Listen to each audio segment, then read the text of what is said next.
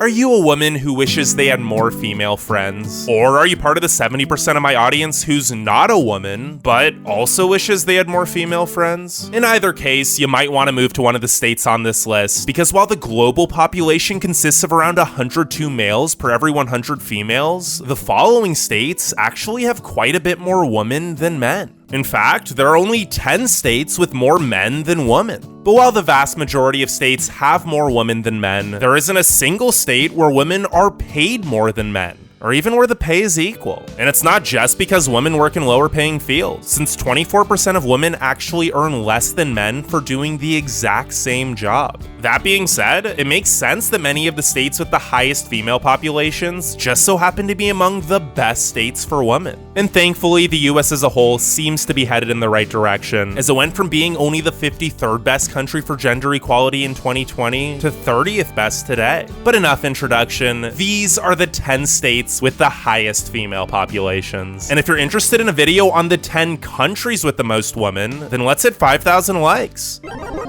Number 10. Rhode Island. Fun fact, Rhode Island was one of the 10 most moved to states last year. And with 95 males for every 100 females, I'd wager a lot of those newcomers were women. Especially since 36% of the new residents moved here for a job, and Rhode Island is one of the best states for women in the workforce, with the 8th lowest pay gap of any state at 15% and an average female salary of $48,600 compared to the nationwide average of just $47,900. It's really no wonder WalletHub ranked it as the 9th best state for women. Rhode Island is one of only 9 states that requires paid family leave by law. It ranks 3rd best in terms of preventative health care, with an extremely low uninsured rate for women, and it emphasizes anti-discrimination laws for pretty much everything. Which might have something to do with the fact that it also has the 7th highest percentage of women in state legislature at 38.1%, as opposed to the US average of just 29%. Overall, 51.28% of the population is female, and whether you're a career-oriented woman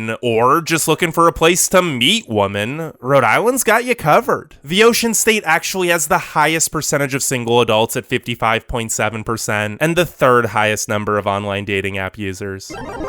Number 9, North Carolina. North Carolina is one of just 12 states that still has not ratified the Equal Rights Amendment, meaning the state's government doesn't even symbolically support the equal protection from discrimination for all people, regardless of sex. Need I say more? Probably not, but I'm gonna say more anyway, because while places like Raleigh and Charlotte have more progressive values in gender equality, North Carolina is still the only state where legally consent to sex cannot be withdrawn once intercourse has begun. Meaning a form of rape is actually legal in the state. But with a state legislature of just 25.3% women, despite the population being 51.36% female, and many rural parts of the state being extremely old-fashioned, it shouldn't come as a surprise that the state policies don't prioritize gender equality. Now again, in the cities, there is less discrimination in the workplace, and jobs are usually given based on merit alone, which is a big reason why so many North Carolinian women move to the cities as soon as they turn 18. In fact, 3 of the 7 metropolitan areas with the highest female populations in the country are in North Carolina. But considering that the average statewide female salary of just $40,600 is still $7,000 less than the national average, the rural parts of the state have a long ways to go.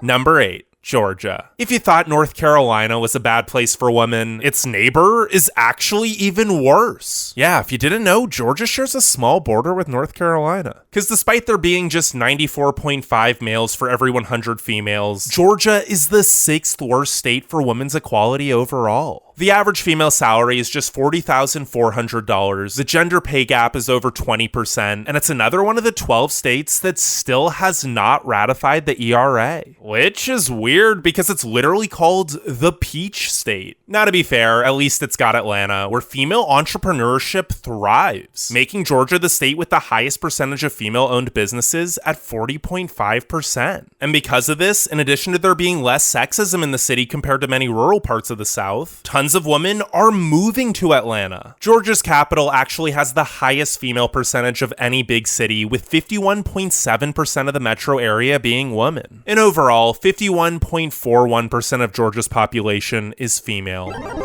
Number 7, New York. Not to be a gossip girl, but real talk, New York City is a great place to gaslight, gatekeep, and girl boss. So it makes sense that so many women would want to live in It Girl Central. Plus, it's one of the few places in this country where everyone, regardless of sex, race, or religion, is truly seen as equal. So even though the state experienced a net population loss of 1.8% last year, tons of women are actually moving in. Which probably also has something to do with the fact that most good-paying jobs in big cities require college degrees, and women are far more likely to be college-educated than men, with only 74 men receiving a bachelor's degree per every 100 women. And since New York City is the biggest city in the country, it's only natural that it has way more women than men, with 53% of Manhattan's population being female. The state as a whole is around 51.44% female, and overall, New York is the 5th best state for gender equality, with the 5th lowest wage gap at just 13% and an average female salary of $52,000. And yes, if you're someone who's interested in women, the Empire State has the 3rd highest percentage of single adults at 55.4%, and New York City is the 2nd best city for dating.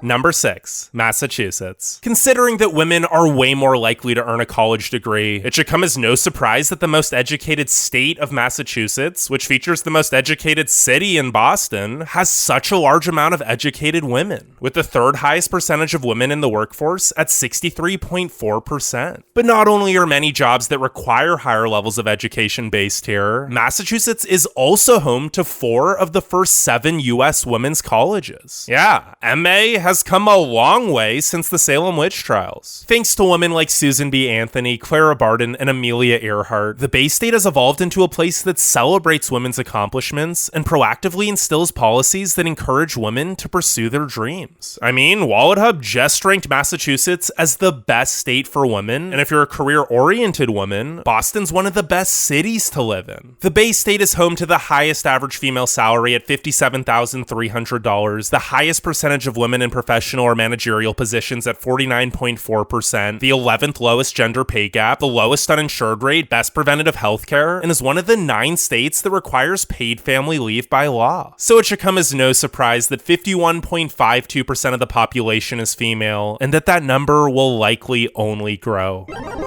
Number 5, Mississippi. Mississippi? More like Mrs. Sippy. Because it's the 4th worst state for dating, with 53% of women being married before the age of 25. But that's honestly the least of its problems, because although the population is 51.55% female, it's actually the worst state for women. With the nation's 8th highest gender wage gap at 24%, the lowest average female salary that's barely $33,000, and the 2nd highest teen pregnancy rate, it's really no wonder the Magnolia State has the 2nd lowest percentage of women in the workforce at just 53.4%. Now, that isn't necessarily a negative, as many women truly do enjoy being a stay-at-home mom. But what is a negative is that since traditional gender roles are pushed on the population from a young age, not only do career-oriented women not have many options, but they also aren't taken as seriously or encouraged to pursue their goals. So I don't think it's a shock to anyone that just 16.7% of the state legislature is female, or that it's one of the 12 states that still has not ratified the ERA. And regardless of your views on abortion, Mississippi is trying to pass a law that would ban all abortions at 6 weeks with no exceptions, even in the case of rape or incest. And since Mississippi's also one of the 7 states where rapists actually have parental rights, in some cases, sexual assault victims will have to co-parent with their perpetrator.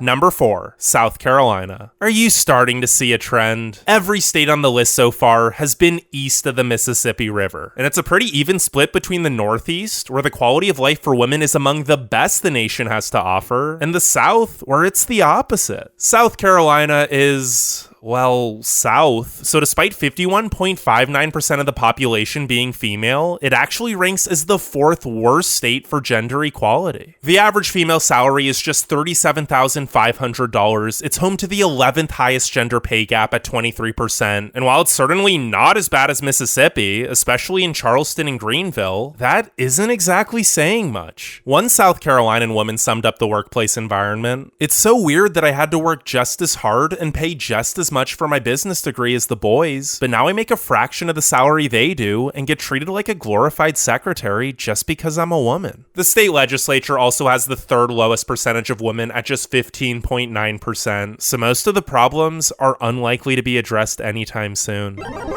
Number 3. Maryland. Okay, forget what I said about Massachusetts, because Maryland might be an even better place for women. I mean, the average female salary is the second highest in the nation at $56,500. It has the second lowest pay gap at just 11%, and 47.8% of workers in professional or managerial positions are women, which is the second most of any state. So it should come as no surprise that tons of career-oriented women want to live here, with 51.62% of the population being female, 63.4% of adult women in the workforce, and the sixth highest percentage of women in state legislature at 38.8%. How interesting that there's almost a direct correlation between the percentage of women in the state legislature and the quality of life for women in that state. Who would have thought? And in case you were wondering why they call it Maryland, it's obviously because it's the 10th best state for dating. Yeah, it totally wasn't named after King Charles I's wife.